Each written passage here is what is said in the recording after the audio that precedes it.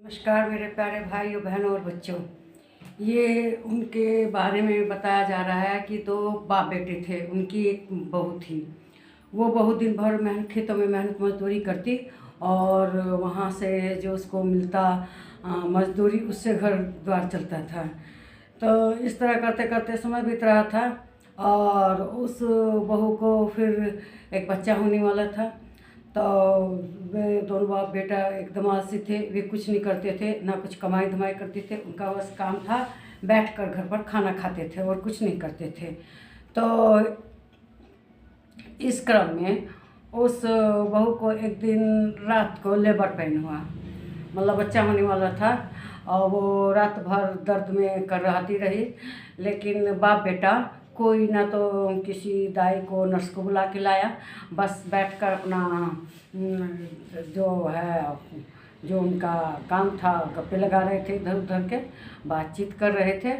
और बस यही बात कर रहे थे कि बताओ ना, जब ठीक रहती थी तो खेतों में मजदूरी करके कुछ ले आया करती थी जिससे कि हम लोग अपना पेट पालते थे। अब बताओ ये भी इस दर्द से करा रही है, समझ में नहीं आता क्या करें। और यही कह के दोनों भाई बाप बेटे शकरकंदी थी उसको आग में भूनते थे, भून भून कर छील छील कर खा रहे थे। लेकिन उस बहू का कोई खबर लेने नहीं गया, बाहर घर के बाहर बैठे थे। तो बाप ने कहा कि अरे तुम्हारी तो पत्नी है, तुम जाओ देख के आओ। तो कहता है कि मैं क्या कर सकता हूँ, मुझे तो कुछ उसका ज्ञान नहीं है। फिर कहे कोई दाई नर्स लेके आओ। तो कहने लगे दाई नर्स के ऐसे थोड़ा आएगी, उसे पैसा चाहिए, उसे उसकी फीस होती है, वो ऐसे थोड़ा आएगी। अब इसी तरह से दोनों बाप बेटे बातें करते करते भोर हो गई, 4 बज गया, लेकिन कोई भी उस बहू की खबर लेने नहीं गया। और ना किसी ने व्यवस्था की कि किसी दाई को ले आए, चाहे नर्स को ले आए कहीं से, लेकिन किसी ने कोई इस बात में चिंता नहीं की।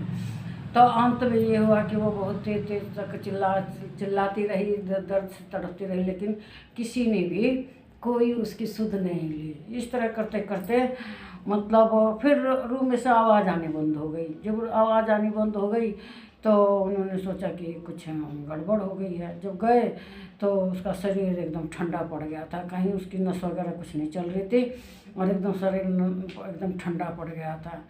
फिर जब रोने गाने लगे तो मोहल्ले के लोग आए, क्या हुआ क्या हुआ। तो मोहल्ले के लोगों ने देखा कि उसके तो वो तो ऐसे ही बेसुध पड़ी थी। तो फिर बाद में उन्होंने कहा कि भाई इन लोगों की तो बहुत गरीबी है, इनके पास तो कुछ नहीं है, चलो आपस में चंदा करके इनको देते हैं, ये अपन ले आएंगे उसके लिए कपड़ा उपड़ा खरीद के। तो उन्हें पैसे दिए, पैसे लेकर वे मार्केट की तरफ चले।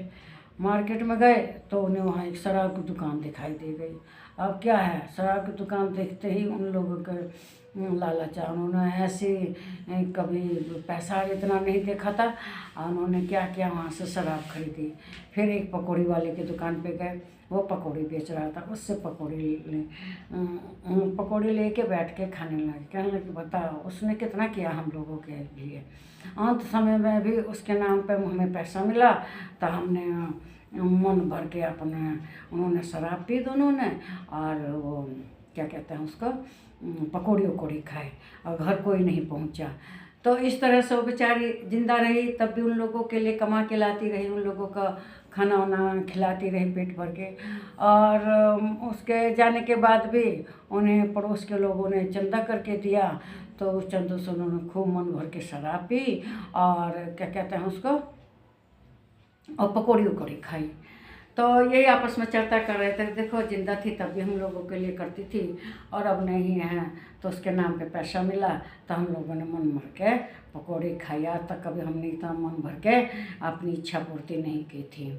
और जब बहुत देर हो गई दोनों नहीं आए, तो अब जो पड़ोसी थे, मोहल्ले के लोग थे, गांव के लोग थे, उन्होंने कहा कि अब तो बहुत देर हो गई है, ये लोग पता नहीं कहाँ चले गए, चलो अब इनको हम ले जाते हैं। तब मोहल्ले के लोगों ने ट्रैक्टर बुलाया, गाड़ी बुलाई, उसमें उसको रखा, अपना जो ईंधन का सामान होता है वह सब रखा और उसको लेके वे चले गए ट्रैक्टर पे। वे ले गए उसको वहाँ, उसकी मुखाग्नि भी मोहल्ले के लोगों ने दी और उसके पति का, ससुर का कहीं पता नहीं था। तो देखो आस से बड़ी चीज़ होती है, आलस्य के कारण वो कुछ करते नहीं थे, धरते नहीं थे, और उस बहू की ज़िंदगी खराब थी, और बाद में उसका बेचारे का अंत समय भी इतना खराब भी था। तो इसलिए किसी को भी जीवन में आलसी नहीं होना चाहिए। इस वीडियो को लाइक कीजिए, शेयर कीजिए, इसको सब्सक्राइब कीजिए। नमस्कार मेरे प्यारे भाइयों, बहनों और बच्चों।